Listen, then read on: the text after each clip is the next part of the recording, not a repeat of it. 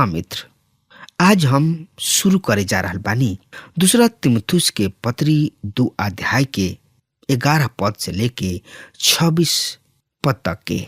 त ए सब पद में का लिखल बा एकरा बारे में जानकारी खातिर वह हमरा संगे आपन पवित्र शास्त्र बाइबल में देखी।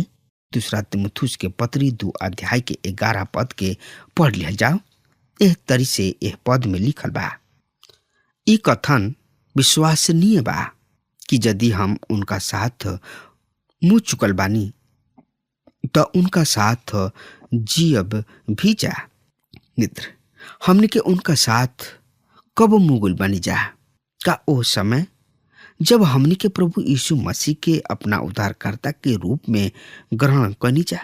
हाँ, उनकर मृत्यु हमने के मृत्यु बन गई और उनका साथ जी भी उठनी जा और नया जिंदगी के प्राप्त भी करनी जा और हर दिन के जिंदगी के उनका सामर्थ के द्वारा हमने के अनुभव करी न जा और जी ही न जा भी। यही दूसरा तिमुथुस के पत्री 2 अध्याय के 12 पद इस तरी से बता रहा बा। सुन ध्यान से, यदि हमने के धीरज से सहब जा त उनका साथ राज भी करब जा। यदि हमने के उनकर इनकार करब जा तो उहो हमने के इनकार करी हैं। मित्र, यदि हमने के धीरज से सहत रहब जा तो उनका साथ हमने के राज भी करब जा। यहाँ पर हम व्यक्तिगत रूप से विश्वास करतानी कि जे उनका खातिर दुख ना उठावेलन उ परमेश्वर के राज में प्रवेश ना करी हैं। यहाँ पर हमरा कहे के मतलब ई बा कि जब सताव आवेला तो जे मसीह के नाम के इनकार करेला उ परमेश्वर के राज में ना घुस पाई। मित्र, तो एकरा बारे में और ज्यादा से ज्यादा जानकारी खातिर वह हमरा संगे आपन पवित्र शास्त्र बाइबल में देखी और उनमें निकाल ली। याकूब 2 अध्याय के 17 पद इस तरह से बता रहा बा। सुनी ध्यान से, वैसे ही विश्वास भी यदि उनका साथ काम ना होखे तो अपना आप में मृतक ह। मित्र, एकरा आगे दूसरा तिमुथुस 2 अध्याय के 13 पद इस तरह से बता रहा बा। सुनी ध्यान से, यदि हमनी के विश्वघाती होखी जा फिर भी उ विश्वास योग्य बनल रहेलन, काहे कि उ खुद आपन इनकार नहीं कर सकत। मित्र, परमेश्वर अपने आप के इनकार नहीं कर सकत। सच त सच है, परमेश्वर में कोनो मिलावट नहीं है। तो एकरा बारे में और ज्यादा से ज्यादा जानकारी खातिर रुआ हमरा संगे आपन पवित्र शास्त्र बाइबल में देखी। दूसरा तिमुथुस के पत्री 2 अध्याय के 14 पद ए तरी से बता रहा बा। उनका के एह बात के याद दिलावा और परमेश्वर के सामने उनका के चेतावनी दा कि शब्द सब के बारे में तर्क वितर्क ना कइल करे, जौन की व्यर्थ बा, बेकार बा और सुने वालन के खातिर विनाश के कारण बा।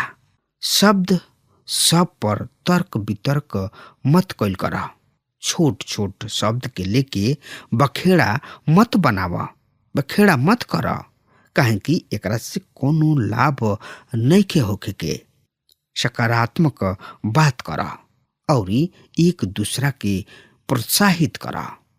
दूसरा तिमुथुस के पत्री 2 अध्याय ये 15 पद एह तरी से बता रहा बा। सुन ध्यान से, हम एह पद के पढ़ रहा बानी। अपना आप के परमेश्वर के ग्रहण योग्य ऐसन काम करे वाला ठहरावे के यत्न करा, जौना से कि लज्जित ना होके के पड़ो और जौन सत्य के वचन के ठीक ठीक काम में ले आवे। मित्र, यहाँ पर परमेश्वर के वचन कहेला कि परमेश्वर के वचन के सही रीति से इस्तेमाल करा। एगो मसीही के बहुत ही सावधानी और बुद्धिमानी के साथ परमेश्वर के वचन के इस्तेमाल करे के चाहिए। वचन के अध्ययन करे वाला हर एगो विद्यार्थी के इस समझ के चाहे कि परमेश्वर के वचन सच्चाई सबके भंडार है। पवित्र शास्त्र बाइबल विभिन्न नियम और ढांचा सबसे परिपूर्ण बा जोना पर हमनी के विचार करे के बा और उनकर पालन भी करे के बा। रुआ अपना लाभ के खातिर यहाँ वहाँ से वचन लेके प्रयोग नहीं कर सकत, लेकिन आज लोग यह तरीके काम करलन। ये बहुत ही शर्म के बात बा। पवित्र शास्त्र बाइबल यह तरीके किताब ना है। एक कारण से बाइबल के संपूर्ण रीति से पढ़ल जाए एक चाहिए। यहाँ पर एगो कथन बा जौन की यह बात के प्रकट करला कि जौन लोग परमेश्वर के वचन के पहचान ना पावेलन कि एकरा में महान एकता बा जौन की छोट छोट भाग में बांट के समझे के बा। एकरा में कविता, नियम, व्यवस्था, कहानी, इतिहास आदि शामिल बा। परमेश्वर के वचन के सही रीति से बांटे के मतलब का है? पवित्र शास्त्र बाइबल में ऐसा बहुते विभाग बा, बहुत सब सिद्धांत बा जेकरा द्वारा परमेश्वर काम करेलन। उद्धार के आधार सदा एक ही है। मनुष्य केवल विश्वास के द्वारा जौन की मसीह यीशु के मृत्यु पर बाणे बच जाले। मनुष्य विभिन्न रीति से परमेश्वर पर विश्वास करलन। हाबिल और अब्राहम परमेश्वर किने मेमना के बलिदान कैले, मगर अब प्रभु यीशु मसीह खुद अपना ही खातिर मेमना बनले। तो एकरा बारे में जानकारी खातिर वह हमरा संगे आपन पवित्र शास्त्र बाइबल निकाल ली और ओहमे देखी यहुना रचित समाचार 1 अध्याय के 29 पद एह तरी से एकरा बारे में बता रहा बा। दूसरा दिन वो प्रभु यीशु मसीह के अपना ओर आवत देख के कहले, देखा परमेश्वर के मेमना जौन की जगत के पाप उठा ले जाता ने। मित्र, परमेश्वर के प्रत्येक जन के बाइबल अध्ययन करे के जरूरी बा। दूसरा तीमुथियुस के पत्री 2 अध्याय के 16 से 19 पद एह तरी से बता रहा बा। सुनि ध्यान से। पर संसारिक और व्यर्थ बकवास से दूर रहा, काहे कि एकरा से लोग भक्ति में और भी बढ़त चाहिए और उन्हीं लोग के बात सड़ल घाव के तरी फैली।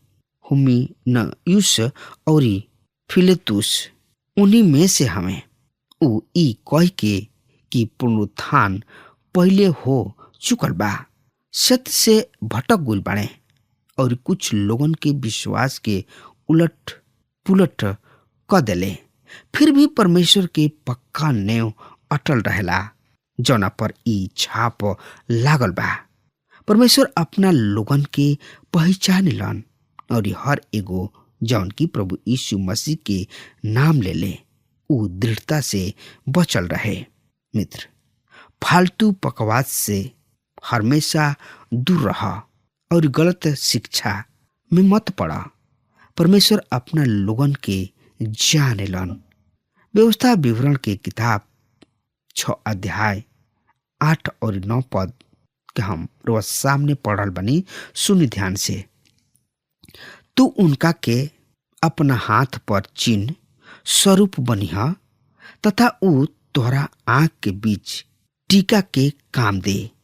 तू उनका के अपना घर के चौखट और अपना फाटक पर लिखी है। मित्र, हमने के जिंदगी के मसीह के खातिर विज्ञापन होके के चाहिए। का हमने के जिंदगी आकर्षक विज्ञापन है? दूसरा तीमुथियुस के पत्री 2 अध्याय के 20 और 21 पद एह तरी से बता रहा बा। सुनि ध्यान से। बड़ घर में ना केवल सोना और चांदी के बर्तन, लकड़ी और माटी के भी बर्तन होला, कुछ तो आदर खातिर और कुछ अनादर खातिर। अतः यदि कोनो अपना के यह बात से शुद्ध राखे तो उ आदर के जोग पवित्र स्वामी के खातिर उपयोगी और हर भला काम के खातिर तैयार कइल गइल बर्तन होई। ए पद में विश्वासी सबके पात्र के रूप में चित्रित कल गइल बा। यदि पात्र यानी कि बर्तन उपयोगी बा त ओकरा स्वच्छ होखे के चाही। उदाहरण स्वरूप यदि रुआ सामने 2 गो कप बा, एगो बर्तन नया बा यानी कि एगो कप नया बा पर गंदा बा और दूसर का पुराना ह पर साफ बा, रुआ कौना कप के उपयोग करब? रुआ स्वच्छ बर्तन यानी कि कप के इस्तेमाल करब या गंदा बर्तन यानी कि कप के इस्तेमाल करब? रुआ हमेशा स्वच्छ बर्तन के ही इस्तेमाल करब, चाहे उ बर्तन कतनो नया काहे ना होखे। अगर ओहमे गंदगी बा तो ओकरा के इस्तेमाल ना करब। और उहे कप अगर साफ बा या दूसर कप साफ बा तो रुआ ओकरा के इस्तेमाल करब, चाहे उ कतनो पुराना काहे ना होखे। दूसरा तीमुथियुस के पत्री 2 अध्याय के 22 पद ए तरी से बता रहल बा। सुनि ध्यान से। जवानी के अभिलाषा सबसे भाग और जौन लोग शुद्ध हृदय से प्रभु के नाम ले ले उनका साथ धार्मिकता, विश्वास, प्रेम और शांति के अनुसरण करा। मित्र, इस सब केवल मुंह से बोल के बात ना हो, बल्कि हमनी की जिंदगी परमेश्वर के वचन के अनुसार होके के चाहिए। यही अध्याय के 23 पद एह तरी से बता रहा बा। पर मूर्खता और ज्ञानपूर्ण विवाद से ई जान के अलग रह कि ऐसे झगड़ा पैदा होला। अब हमरा किने तर्क वितर्क करे के समय नहीं खे। आई समय के रहते ही परमेश्वर के वचन के हमनी के ग्रहण कर ली जा। दूसरा तीमुथियुस के पत्री 2 अध्याय के 24 और 25 पद एह तरी से बता रहा बा। परमेश्वर के सेवक के झगड़ालू ना, वरन सब पर दया करे वाला, योग्य शिक्षक, सहनशील और विरोधी सबके नम्रता से समझावे वाला होके के चाहिए। का जाने परमेश्वर ओहनी लोग के पश्चाताप के मानते कि ऊ भी सत्य पहचाने लोग। अंत के बाद ई बाकी एगो विश्वासी सेवक के तरी और उनका के सबके साथ सभ्यता के व्यवहार करे के चाहिए। एगो सिपाही लड़ सकता मगर सेवक यानी कि दास नहीं लड़ सकत, लेकिन हमनी के सच्चाई के खातिर खड़ा भी होके के चाहिए। यदि हमनी के केहू के प्रभु यीशु मसीह के पास ले आवे के बात उनका साथ सदा दीनता से बात करे के चाहिए और परमेश्वर के वचन के देत रह के चाहिए। एकरा बारे में और ज्यादा से ज्यादा जानकारी खातिर रुआ हमरा संगे आपन पवित्र शास्त्र बाइबल में देखी। दूसरा तीमुथियुस के पत्री 2 अध्याय के 26 पद के हम रुआ सामने पढ़े जा रहा बनी। सुनि ध्यान से। और सचेत होके शैतान के फंदा से बच निकला, जन की उन्हें आपन इच्छा पूरा करे खातिर बंदी बना रखले बने। हमनी के शैतान के फंदा से बचे के चाहिए। शैतान के पास हमनी के चाही के ना चाही। अगर हमार रुआ बात सुन रहल बानी तो आज वे यही घड़ी निर्णय लिही कि हमनी के एक दूसरा के साथ प्रेम, एक दूसरा के साथ हमनी के मेल मिलाप के भावना के साथ रह के चाहिए। कहीं कि प्रभु यीशु मसीह प्रेम के ही खातिर इस संसार में अइले और हमनी से प्रेम कैलन और प्रेम के चलते ही वो क्रूस पर चढ़ गइलन।